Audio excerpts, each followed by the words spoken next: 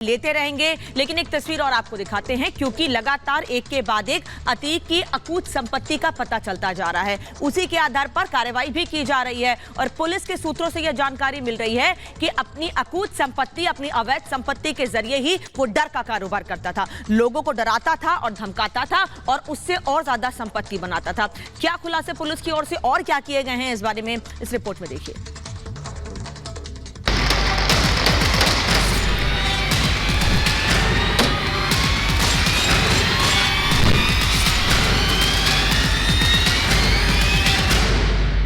प्रयागराज से लेकर नोएडा तक और दिल्ली से गुरुग्राम तक फैला है अतीक का साम्राज्य।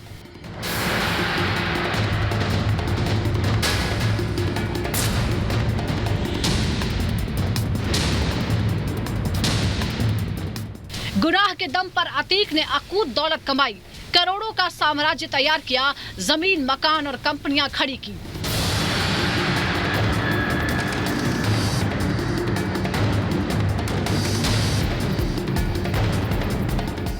अतीक की मौत के बाद ये संपत्ति पुलिस के रडार पर है।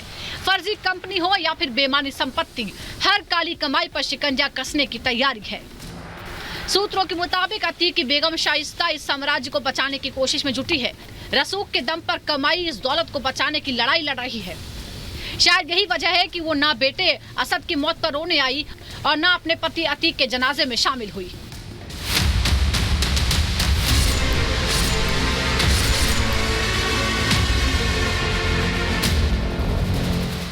कहा जा रहा है कि अतीक के साम्राज्य की सबसे बड़ी राजदार शाइस्ता ही है। लेडी डॉन ही जानती है कि अतीक की कितनी संपत्तियां हैं और कहां हैं। माफिया ने पाप की कमाई कहां कहां छिपा कर रखी है।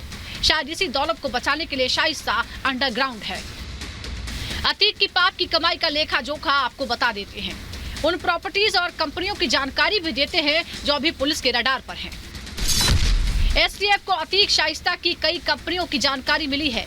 ये रियल एस्टेट कंपनियां गुरुग्राम में हैं। अतीक के नाम से फना एसोसिएट प्राइवेट लिमिटेड है। इसी नाम से दूसरी कंपनी शाइस्ता के नाम पर रजिस्टर्ड है। शाइस्ता के नाम से गुरुग्राम में जाफरी स्टेट लिमिटेड भी है। अतीक और शाइस्ता ने अपने रिश्तेदारों के नाम पर भी कंपनियां बनाई हैं। अपनी पाप की कमाई में रिश्तेदारों को भी हिस्सेदार बनाया है। शाइस्ता के भाई फारूक और जकी के नाम पर भी कई कंपनियों की जानकारी मिली है।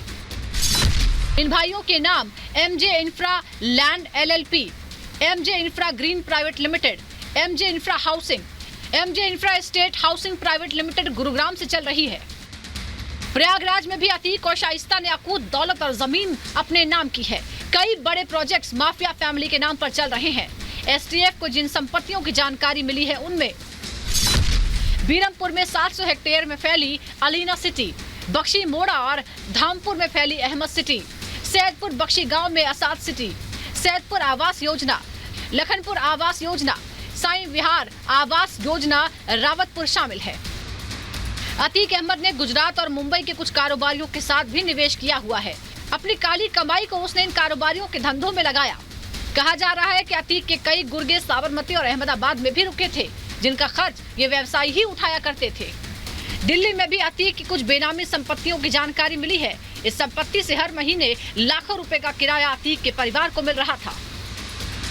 पूरा फ्लैट देख रहे हैं, पहली मंजिल का ये पूरा फ्लैट है और ये पूरा बताया जा रहा है कि अतीक अहमद का ये फ्लैट है, पहली मंजिल का ये फ्लैट है। और आप हालात देख पाएंगे तो जर्जर हालत में भी है, खिड़की दरवाजे खुले हुए हैं। दरअसल ये शाहीन बाग के पास जामिया नगर इलाका है। एड्रेस के तौर पर आप ये देखेंगे ओखला विलेज, जामिया नगर 25, तो ये एड्रेस है। इसी एड्रेस की पहली मंजिल पर जो अतीक अहमद का घर बना हुआ है। और आप देखेंगे ये पूरा जो इमारत है, इस इमारत में पहली, दूसरी और तीसरी 3 मंजिल है। जो पहली मंजिल का फ्लैट है वो अतीक अहमद का बताया जा रहा है। और आप आपको तस्वीरें अगर हम अंदर से दिखाने की कोशिश करें तो ये सीढ़ियां आप देख रहे हैं और आप इस सीढ़ियों की हालत को देखकर भी अंदाजा लगा सकते हैं कि बहुत जर्जर हालत में ये फ्लैट है। और आप ये देखेंगे ताला यहाँ पर लगा हुआ, और यही वो फ्लैट है जो कि बताया जा रहा है कि माफिया अतीक अहमद का फ्लैट है। हालांकि बहुत कम लोग जो आसपास रहते हैं वो इस पूरे मामले पर बात कर रहे हैं, लेकिन जितने भी लोगों से हमने बात की उनका साफ तौर पर यही कहना है कि 2-3 सालों से ये फ्लैट बंद पड़ा है, लेकिन बीच बीच में कुछ लोग आते हैं, 1 या 2 दिन के लिए वो यहाँ पर आके रुकते हैं और उसके बाद यहाँ से चले जाते हैं। कहा जा रहा है कि एसटीएफ अतीक शाइस्ता की कंपनियों पर शिकंजा कसने वाली है। गुरुग्राम जाकर इनके दफ्तर सील किए जाएंगे। दूसरी बेनामी संपत्तियों को भी सरकारी नियंत्रण में लाने की तैयारी है। माना जा रहा है कि शाइस्ता परवीन अंडरग्राउंड रहकर इन संपत्तियों को बचाने की जुगत में लगी है, क्योंकि शाइस्ता ही वो किरदार है जो अतीक के जेल जाने के बाद पूरे काले कारोबार को संभाल रही थी। वो जानती है कि पाप की दौलत अतीक ने कहां-कहां छिपा रखी है।